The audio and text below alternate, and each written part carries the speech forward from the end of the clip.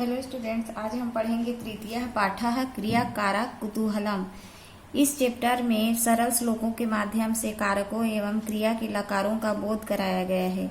आरंभ में 7 श्लोकों को क्रमशः सातों कारक और विभक्तियों का प्रयोग समझाया गया है और अंतिम 5 श्लोकों के माध्यम से लकारों का बोध कराया गया है। तो देखते हैं इसमें से पहला श्लोक। उद्यमः साहसं धैर्यं बुद्धि शक्ति पराक्रमः सेदेते यत्र वर्तते तत्र देवः सहायकृतः। इसका मतलब है उद्यमः मतलब होता है उद्योग, साहस मतलब साहस, धैर्य मतलब धीरज, बुद्धि शक्ति और पराक्रम मतलब बल होता है। ये 6 होते हैं। जहाँ पर ये 6 होते हैं वहाँ पर देवता हमारी सहायता करते हैं। सेडस्ते मतलब होता है 6, यत्र माने जहाँ, वर्तन्ते माने होता है।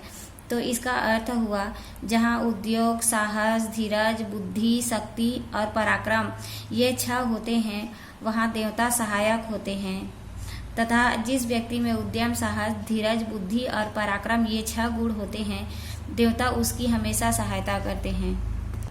अगला श्लोक है विनयो वंशम ख्याति देशम ख्याति भाषितम संप्रभः स्नेहम ख्याति वपुरम ख्याति भोजनम मृगाः मृगये संग मनुवज्रन्ते गावस्य गोभिस्तो गास्तु रेडैग। इसका मतलब है विनम्रता वंश को और बोली देश को, उद्योग स्नेह को और शरीर भोजन को व्यक्त करता है। वपुरम ख्याति भोजनम मतलब हम जो खाते पीते हैं वो हमारे शरीर को दर्शाता है और पता चल जाता है कि वह किस तरह का इंसान है।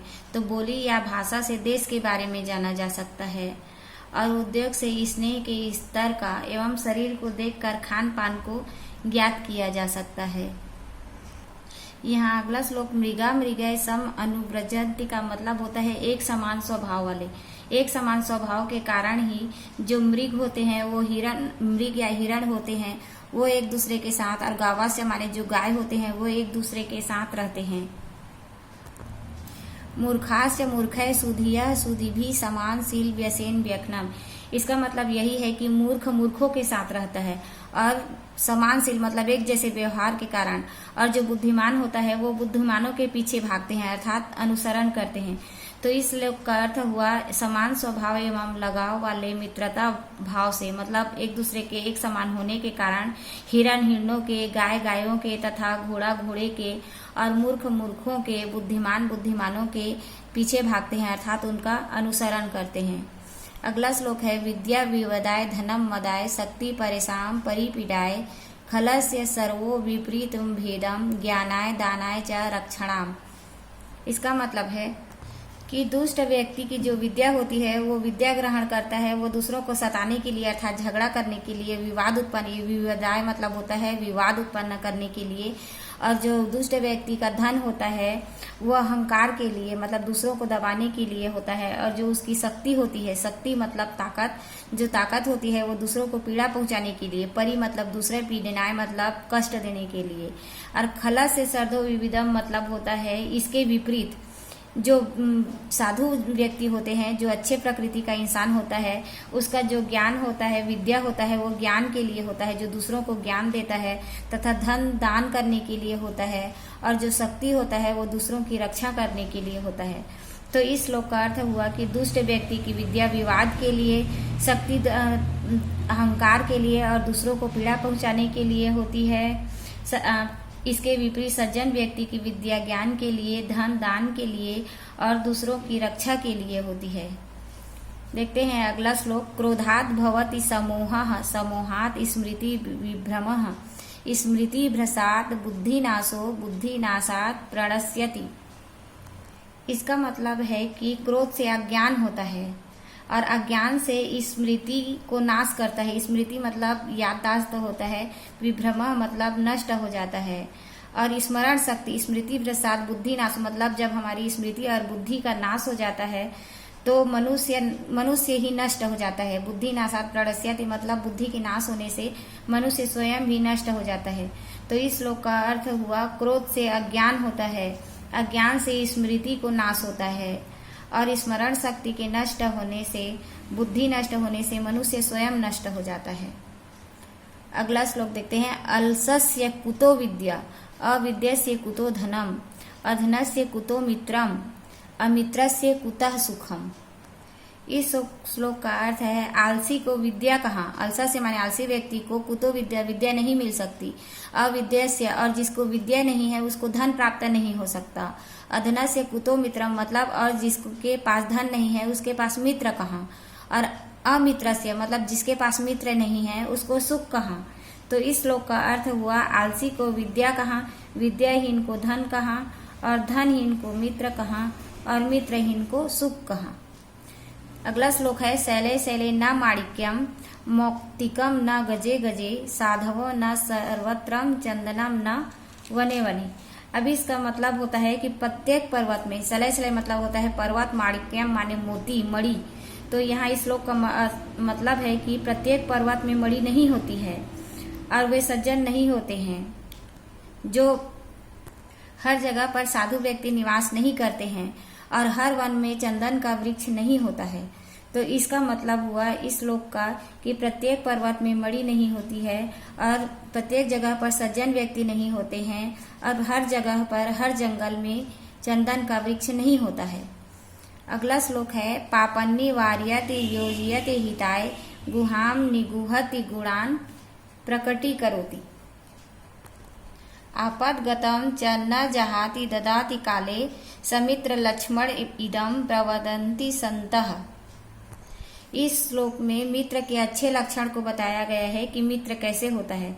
तो यहाँ पर पापा निवारयति मतलब होता है पाप को रोकता है। एक दोस्त दूसरे दोस्त को पाप से बचाता है, हित के कार्यों में लगाता है। योजयति हिताय मतलब उसे अच्छे कार्यों में लगाता है और उसके गुणों को बखान करता है और उसकी जो कमजोरी होती है वो उसे लोगों से छुपाता है। प्रकटीकरोति मतलब गुणान, गुणान मतलब गुणों को प्रकट करता है।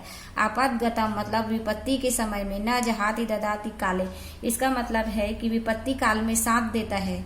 सुहित लक्षणम प्रवंति संता इसका मतलब है विपत्ति में पड़े मित्र को छोड़कर वो कहीं भी जाता नहीं है बल्कि सच्चे दिल से अपने मित्र को की रक्षा करता है। तो अच्छे मित्र की ये लक्षण बताए गए हैं। तो इस श्लोक का फिर से अर्थ देख लेते हैं।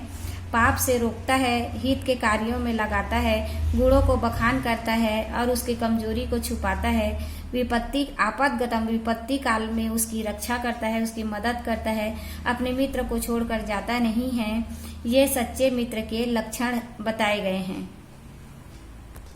अगला श्लोक है निंदन्तु नीति पुराणा यदि वा स्तुवन्तु लक्ष्मी समाविस्तु गच्छतु वा यथेष्टम, अवैध्य वा मरणमस्तु योगांतरे वा न्यायात पथः प्रविचलन्ति पदः न धीरः। इसका मतलब है निंदन्तु नीति पुराणा मतलब नीतिवान लोग, मतलब जो अच्छे गुण के लोग होते हैं वो हर हाल में संतुष्ट रहते हैं, चाहे लोग उसकी निंदा करें। निंदा तो मतलब निंदा करें, ये स्तुवंत मतलब चाहे उसकी प्रशंसा करें। घर में चाहे लक्ष्मी आए या चली जाए, गच्छतु मतलब चली जाए, चाहे कुछ भी हो। अद्यव मतलब आज, वा मरणस्तु मतलब आज ही चाहे मौत हो, चाहे युगों के बाद भी मृत्यु हो। इस प्रकार के होने के बाद भी जो न्यायवान इंसान होते हैं वो अपने धैर्यशालियों के जो कदम होते हैं वो अपने कर्तव्य से हटते नहीं हैं। पदः न धीरः मतलब उनके जो पद होते हैं वो बदलते नहीं हैं। तो इस श्लोक का अर्थ हुआ नीति पुराण विद्वान लोग चाहे निंदा करें या स्तुति करें, लक्ष्मी आए या चली जाए, आज ही मृत्यु हो या बहुत दिनों के बाद मृत्यु हो, परंतु जो न्यायवान पुरुष होते हैं वो न्याय पद से हटते नहीं हैं। अगला श्लोक है अपढ़दम योगखिला विद्या कला सर्व अशिक्षितम, अजानात सकल वेद्यम स वे योग्यतमो नरः, दृष्टिपूतम न्यसेत पादम वस्त्रपूतम जलम पिबेत, सत्यपूतावतेत वाचम मनः पूतम समाचरेत। अभी श्लोक का अर्थ है जिसने सभी प्रकार के विद्या को सीख लिया है, विद्या कला मतलब हर प्रकार की विद्या को सीख लिया है, पढ़ लिया है तथा जानने योग्य चीज को, सकल वेदम मतलब पूरे वेद पुराण को पढ़ लिया है और जो भी जानने योग्य वस्तु है उन सबको पढ़ लिया है, वही सबसे योग्य मनुष्य है। तो इसका अर्थ हुआ कि जिसने समस्त विद्या को पढ़ लिया है, जिसने समस्त कलाओं को सीख लिया है तथा जानने योग्य बातों को जान लिया है, वही सबसे योग्य है। तथा इस श्लोक का अर्थ है कि अच्छी तरह देखकर कदम रखना चाहिए। पादम मतलब पैर होता है, जानकर समझकर हमें कदम आगे बढ़ाना चाहिए। तथा जल पीबे मतलब जो जल है, पानी है, उसे हमें वस्त्र से छान कर अर्थात छना हुआ पानी पीना चाहिए। सत्य से शुद्ध वाणी बोलनी चाहिए तथा जो हमारे मन में पवित्र भावना है उसी को व्यक्त करनी चाहिए। पवित्र मन से भली भांति व्यवहार करना चाहिए। तो इस श्लोक का अर्थ हुआ अच्छी तरह देखकर कदम बढ़ाना चाहिए, वस्त्र से छना हुआ पानी पीना चाहिए तथा सत्य से शुद्ध वाणी बोलनी चाहिए और पवित्र मन से भली भांति व्यवहार करना चाहिए। तो स्टूडेंट्स, मुझे उम्मीद है ये चैप्टर आपको अच्छे से समझ में आ गया होगा। आगे भी आप इसी तरह से चैप्टर देखना चाहते हैं तो डिस्क्रिप्शन में लिंक दिया हुआ है, पसंद आए तो प्लीज लाइक कीजिएगा। हमारा सबसे लास्ट श्लोक है रात्रि गर्म्यस्य भविष्यति सुप्रभातम भावस्त्युद्देस्ति हस्यति पंकज श्रीह स्थम विचयाति कोश गते दुरेफे हा हंत हंत नलिनी गज उज्जहारः। इसका मतलब है रात बीतेगी, सुंदर प्रभात होगा। राति गर्मस्त मतलब होता है रात बीतेगी, सुंदर प्रभातम मतलब सुबह होगी। उसके बाद कमल, जो कमल है वो पंकज मतलब कमल होता है। सुबह कमल बहुत ही सुंदर खिला हुआ होगा और कमल दल से बाहर निकल जाऊंगा। अपने कवि अपने बारे में यहाँ पर कह रहा है कि मैं उस कमल दल से बाहर निकल जाऊंगा। इस तरह कमल दल के मध्य स्थित, इथम माने इस तरह, कोश गते दूरी पे मतलब कमल की पंखड़ियों के बीच स्थित मैं विचार करता हूँ। हा माने हाय, हंता हंता मतलब दुख है। नलिनी गज उज्जहार का मतलब होता है कमिलिनी को ही हाथी ने उखाड़ दिया। गज मतलब हाथी होता है, उज्जहारा मतलब उखाड़ देना होता है। तो इस श्लोक का अर्थ हुआ रात बीतेगी, सुंदर प्रभात होगा, प्रातः काल होगा, सूर्य उदय होंगे और इस तरह कमल का सौंदर्य विकसित खिला हुआ होगा और मैं कमल दल से बाहर निकल जाऊंगा। इस तरह कमल दलों के मध्य स्थित विचार करता है। हाय दुख है, हा हंता हंता, हाय दुख है, उस कमिलिनी को ही हाथी ने उखाड़ कर फेंक दिया।